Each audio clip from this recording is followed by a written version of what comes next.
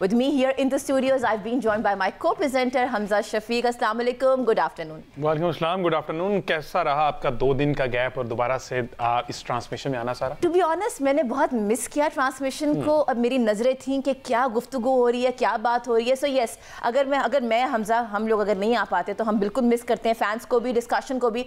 Hamza, it is going to be, if the match is going to be happening, it is going to be a very very crucial match, because आज जनाब 10th match है between Afghanistan and Australia. लेकिन अब बारिश के chances बहुत ज़्यादा लग रहे हैं और स्टेडियम भी बहुत भीगा भीगा सा लग रहा है कि वेनिस बना हुआ है इस वक्त स्टेडियम भी। हालांकि बहुत सारा काम किया कजाफी में, लेकिन उसके बावजूद अब चूंकि जब ज्यादा बारिश होती है तो ज्यादा पानी आता है। ये आपके शहर के एक पॉलिटिशियन ने कहा था। ये देखें कराची पहुंच गए हैं ये।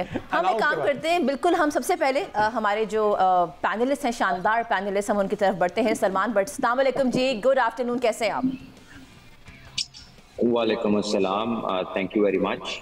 सलमान, एक सवाल जो कल से, बिकॉज कल हमारी बात ही नहीं हो पाई, मैं आई नहीं थी यहाँ पे।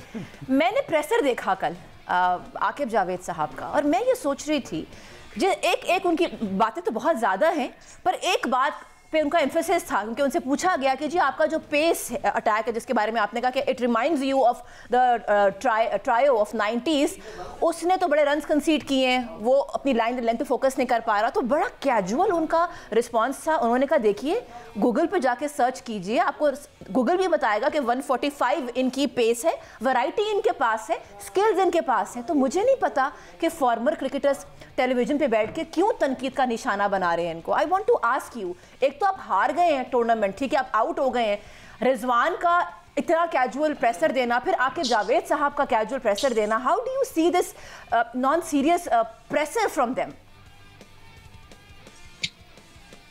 Well, I really don't know how to comprehend what that pressure was about. But all I can say is sometimes it's a better choice to stay quiet and say nothing and accept what has happened. अजीब सी ही बातें उनकी तरफ से आई, और कल 1-2 interview जो थे, even दूसरे असिस्टेंट कोच का भी मैथ्यू हेडन ने किया, it was a no brainer. So I have tried to find out something which was making sense. Unfortunately there was nothing making sense. So I don't know what to say. मतलब आप relate ही नहीं कर सकते ना। आप देखिए, that means we don't have any problem. So what are we worried about? ठीक है, जब हमें लग रहा है कि मसला ही कोई नहीं, तो फिर टेंशन काहे की है? टेंशन तो फिर मसले की होनी चाहिए ना। जब 145 भी है, स्किल भी है, और ब्ला ब्ला ब्ला हर चीज है, तो फिर टेंशन किस बात की है? ठीक है, फिर तो हमें अंदर होना चाहिए था टूर्नामेंट के, फिर तो हमें होना चाहिए था उधर। तो हम फर्स्ट टीम तो क्यों है? सो आई डोंट नो, मैं नहीं चाह रहा कमेंट करना। मेरे वो कोच भी रहे हैं, बड़े भी हैं, the respect is in place, but the point is that there is a professional commitment when you are on a role with the national side, and then you need to be answerable for what you have done. And जो आपने किया है in terms of selection, in terms of strategy, in terms of picking horses for courses, hasn't fired. It hasn't looked up to the mark. So लेकिन इतना casual Salman भी behaviour उस दिन रिजवान ने की। उसने भी कहा कि कोई मसला ही नहीं, कहता मुझे इस चीज की परवाह नहीं है कि हम चैंपियन ट्रॉफी से बाहर हो गए। आकिब जावेद साहब ने की, उन्होंने भी कहा कि जनाब सब अच्छा है, ये सारी चीजें बिल्कुल एक्यूरेट हैं, जो हम चाह रहे थे वही हुआ। फिर मेरे ख्याल यही चाह रहे थे कि ग्रुप स्टेज से जो है ना पाकिस्तान टीम बाहर हो जाए। और जिस तरह की चीजें, अच्छा जो कंपेरिजन किया गया है कि हमने साइम अयूब की जगह हम उसको लेके आए, स्पिनर को खेलने के लिए साउथ शकील को लेके आए।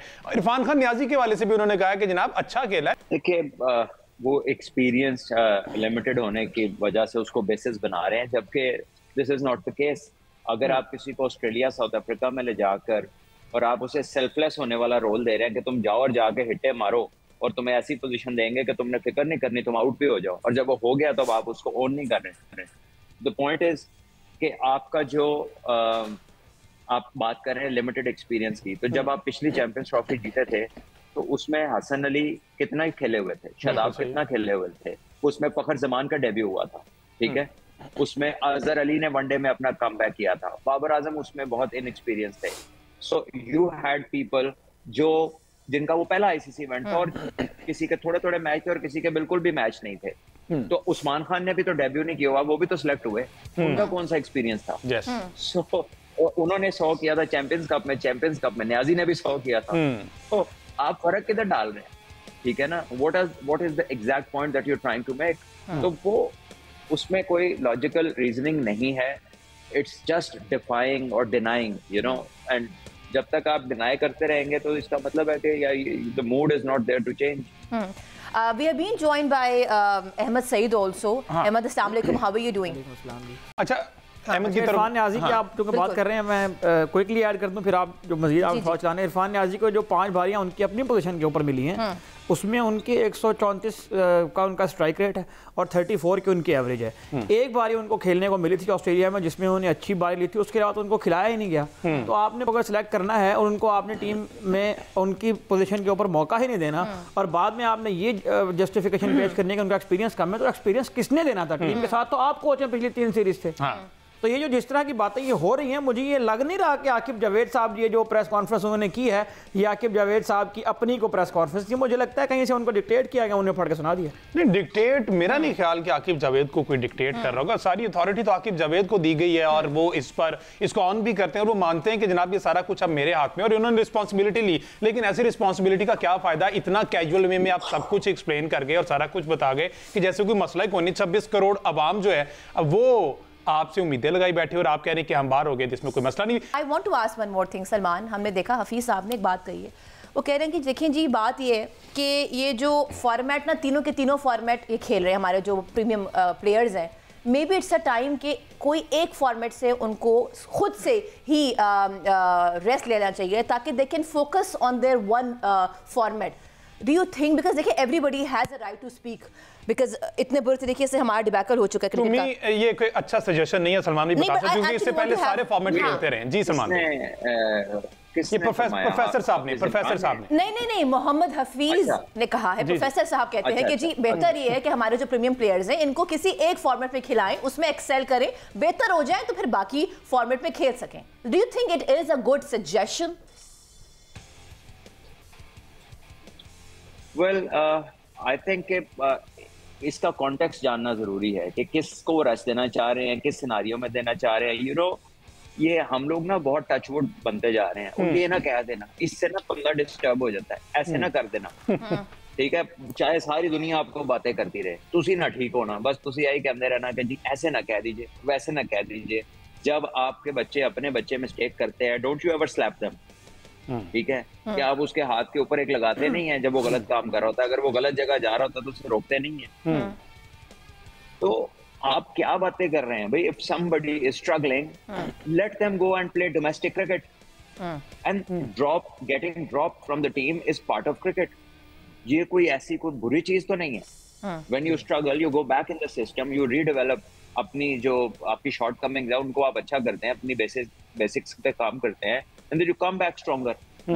तो एक नेचुरल प्रोसेस है, इसमें रेस्ट देना है, क्या रेस्ट देना है? पैदल जाते रहे मैच खेलने, कमाल बातें करते हैं यार ये, ठीक है, सबके सभी।